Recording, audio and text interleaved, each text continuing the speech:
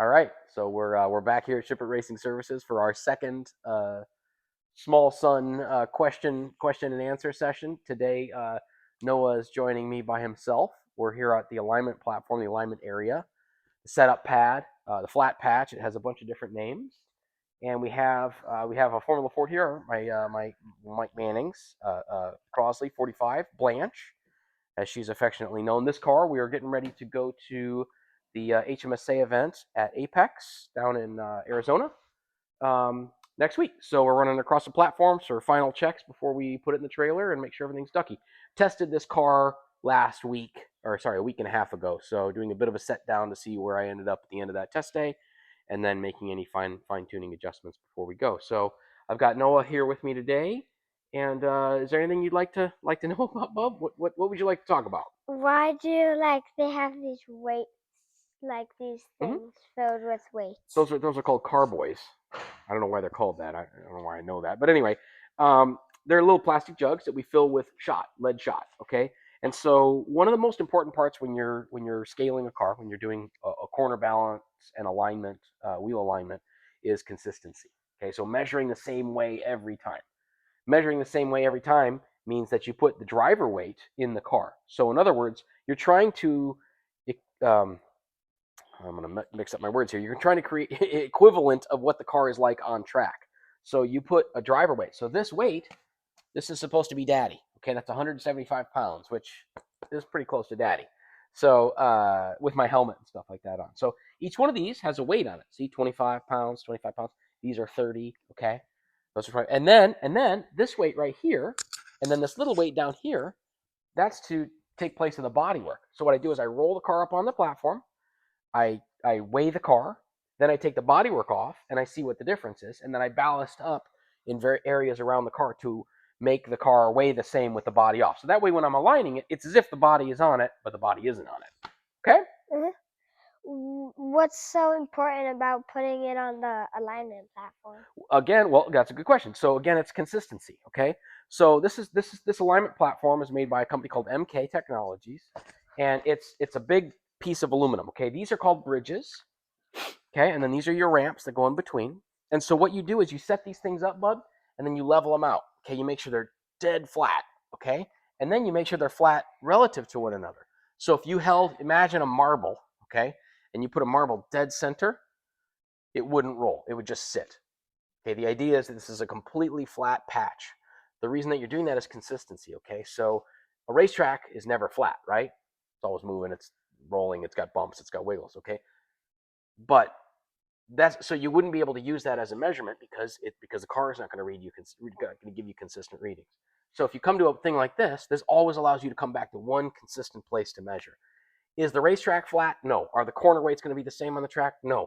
But they will be if you measure them consistently. So at least it allows you to say, given a certain thing that we're measuring against, what are we comparing to? So it allows you to compare apples to apples instead of apples to oranges. Have you heard that yet? Have they taught you that in school yet? No. You'll get that. Okay. What else? What else would you like to learn about? Like you want me to explain to you what the process of an alignment is, or corner weight and alignment? So okay, so the first thing we do, like I said, so I roll the car up here first. Okay, I set all the tires at what we would call a hot pressure. So whatever the pressure is for that car.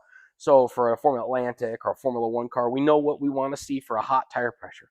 So I set the tires at that pressure so that the circumference, the height of the tire, is what it is for hot. Then I disconnect the roll bars, the ARBs, the sway bars, as the layman knows them, which are these guys right here. Okay, we disconnect those so they don't have any preload in them. Okay, then I put the ballast weight in the car. Then I get a basic measurement on the car. Then I take the bodywork off. I ballast it back up for the bodywork. Okay, now I'm ready to begin.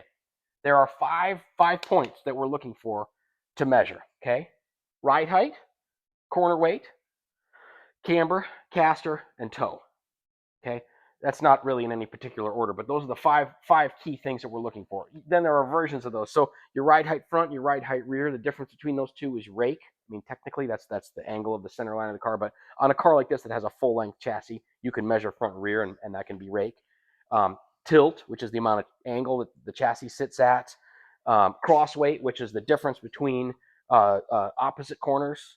Things like that. There are things that you can get from those five main keys, but those are your five main ingredients, like like salt, pepper, whatever, butter. Those are your 5 main things. So camber is the amount that the tire is leaned over like this.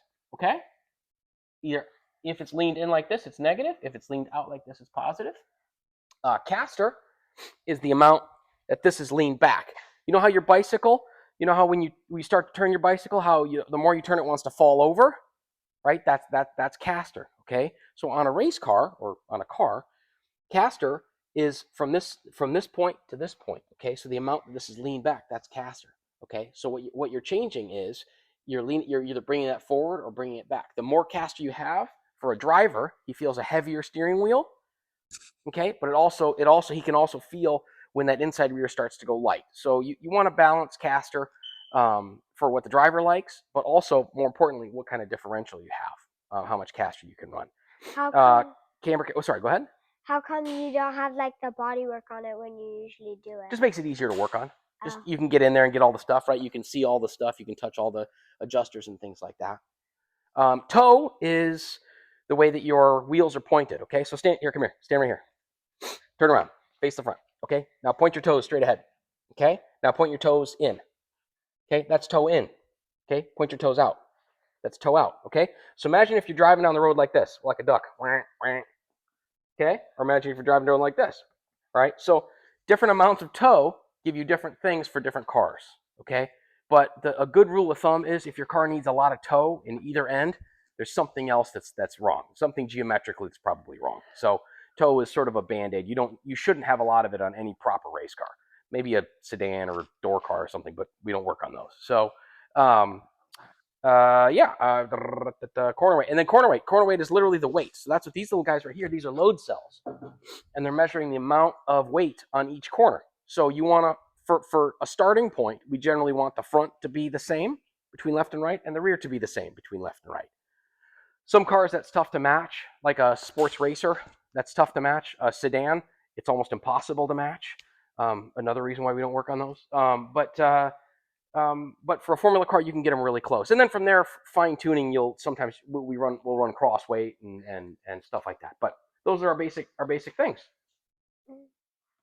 Anything else you want to learn about, bud? I don't think so. You think you're good? Yeah, I don't know. I All don't right. see any.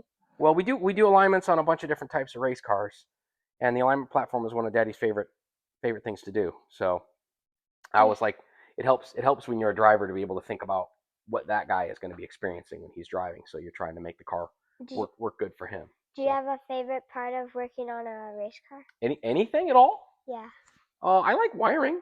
I like wiring race cars. That's always fun. I do like alignments. I love building gearboxes, doing suspension sort of setup, geometry, stuff like that. That's why you got to pay attention in math class. Daddy didn't pay attention in math class. It's tough. It's tough for Daddy. But for a lot of people who are good at math, that stuff's pretty easy. So, but yeah, no, I like all of it, but I like working on race cars. Okay. Anything else? No. All right. Thank you very much for watching.